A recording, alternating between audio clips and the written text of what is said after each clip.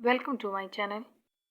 Today I am providing you some amazing 5 tips to improve marks in physics with smart technique and without studying much. So let's begin.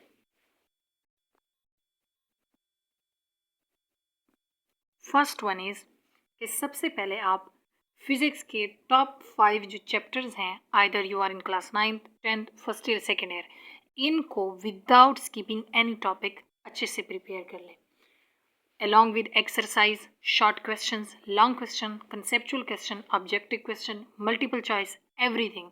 First 5 chapters को आप thoroughly read करें, कंसेप्टली समझ लें.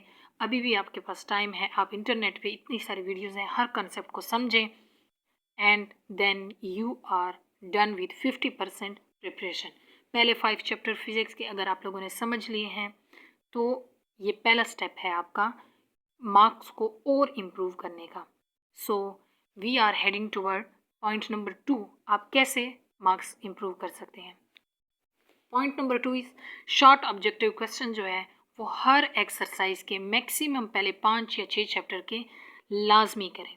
Short question जो objective question है वो physics के आपके एक्सरसाइजेस से आते हैं और आपके एक्सरसाइज में बहुत ईजी लैंग्वेज में वो एलेबोरेट हुए होते हैं, कंसेप्चुअल क्वेश्चन होते हैं, आप इनको अच्छे से कर सकते हैं. अगर आपने पूरी बुक में हर चैप्टर के या पहले 6 या 7 चैप्टर्स के जस्ट ऑब्जेक्टिव शॉर्ट क्वेश्चन कर लिए, मैं टॉपिक वाइज नहीं कह रही, जस्ट एक्सरसाइज के, तो आपके 30 to 40 मार्क्स ईजिली पेपर में आपको प्लस मिल जाएंगे. आपके जो सेक्शन बी है वो आपका क्लियर हो जाएगा. तो ये है, अगर इस पोर्शन में पहले आपने एनुअल एग्ज़ाम में इतना फोकस नहीं दिया तो ये स्टेप नंबर 2 है, इस पर आप फोकस करें.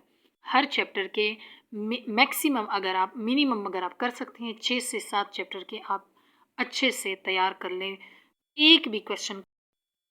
Next point number 3 is if you are good at maths then you can do so good. इसका क्या मतलब है?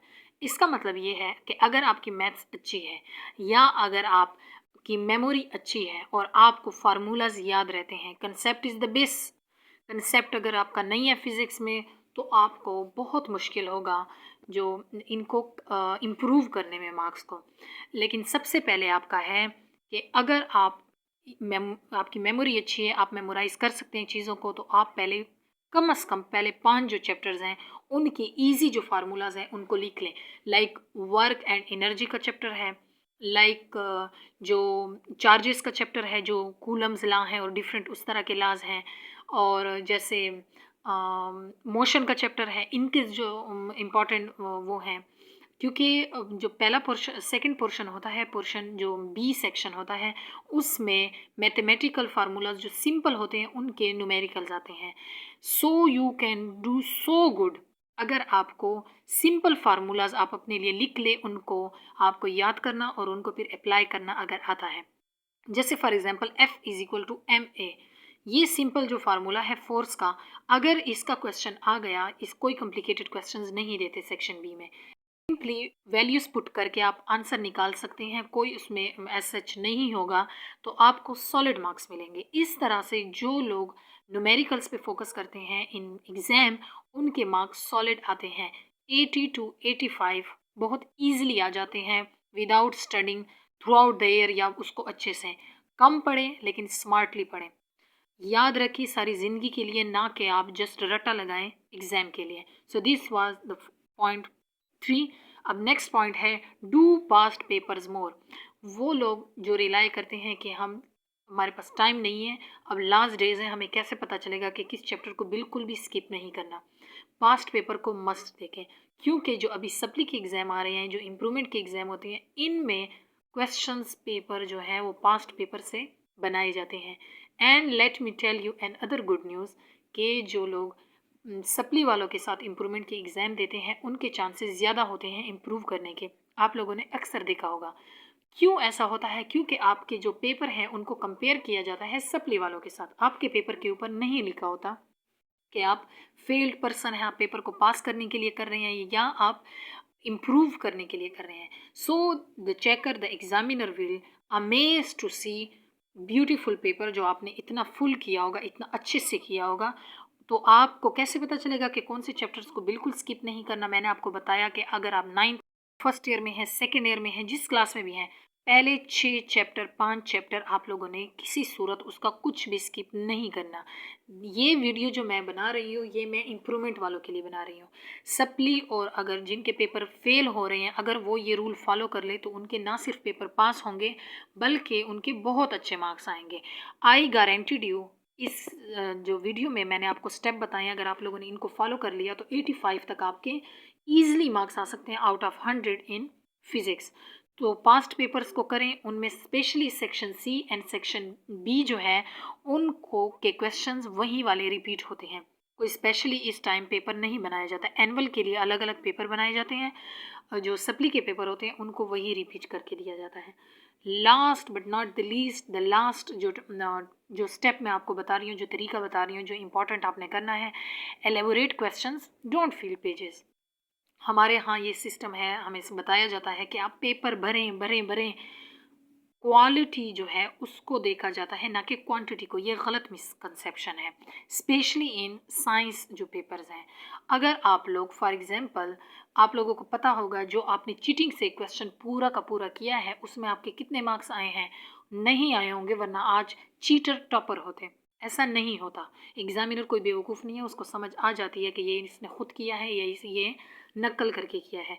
तो यहाँ पर आप जस्ट शीटें ना भरें, खुद से साइंस में कुछ ऐड नहीं किया जाता। आप क्या करें, एक क्वेश्चन है उसको आप पढ़ें अच्छे से। फॉर एग्जांपल मैं आपको मिसाल देती हूँ, एक शॉर्ट क्वेश्चन आया है, वहाँ पर आया है व्हाट इज़ मोशन और फिर मोशन की टाइप्स बताएं।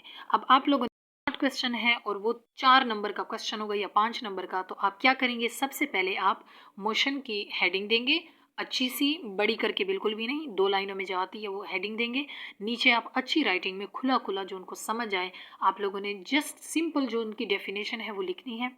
उसके बाद आपने लिखना है, थोड़ा सा उसकी एग्जाम्पल देनी है कि मोशन इसको कहते हैं, 2-3 लाइनों में। नेक्स्ट थर्ड आपकी हेडिंग होनी चाहिए टाइप्स ऑफ मोशन, आपने उनके नेम लिखने हैं। फिर एक एक लाइन में उनको जस्ट बताना है कि ये इस टाइप का ये मतलब है, इसका ये मतलब है, इसका ये मतलब है, नॉट टू एक्सप्लेन। आपका एक जो शीट है उसके एक पेज पर आपका एक शॉर्ट क्वेश्चन आना चाहिए। This will be more than enough. आपके पेपर को जो हम कहते हैं ना, first impression is the last impression, paper को देख कर ही एग्जामिनर समझ जाता है कि किस कैलिबर का स्टूडेंट है। सो आप क्वेश्चन को एलेबोरेट करें। आपने एक्सप्लेन करना है तो आप लॉन्ग क्वेश्चंस को करें। हर क्वेश्चन को प्लीज़ प्लीज़ काइंड मार्क्स की डिस्ट्रीब्यूशन देखिए, देन उनको सेलेक्ट करें। और जिस क्वेश्चन में मैथमेटिकल फॉर्म ज़्यादा हो, जो आप लोगों को क्लियर हो, आप लोगों ने किया हो, जैसे 3 इक्वेशन ऑफ मोशंस हैं वो आप लोगों को याद हैं और उसमें से कोई एक इक्वेशन आ गया तो मस्ट गो फॉर दिस, आप उसके लिए जाएं, आप वो करें। जो क्योंकि मैथमेटिकल जो क्वेश्चंस होते हैं उनमें सॉलिड मार्क्स आते हैं। बाकी इस तरह के क्वेश्चन जो हैं, जो चार्जेस का कूलम लॉ है, जो थ्योरीज होती हैं, लॉज होते हैं, जो डिफरेंट टाइप्स हैं मोशन की, या वर्क और एनर्जी जो एक्सप्लेनेशन है, या टार्क है, इस तरह के क्वेश्चन इंपॉर्टेंट है। एक्विलिब्रियम है, इस तरह के क्वेश्चन रिपीट होते हैं, बार बार आते हैं। मोमेंटम जो है, मोमेंटम की जो डिफरेंट टाइप्स हैं, इंपॉर्टेंट क्वेश्चंस आप देख लें, पास्ट पेपर्स को देख लें और उसी के मुताबिक करें। I hope this video will help you even if a little bit, then let me know in comment section. बाकी जो सब्जेक्ट हैं उन सब के लिए अलग अलग ट्रिक्स हैं, वीडियोज़ आ रही हैं। Till then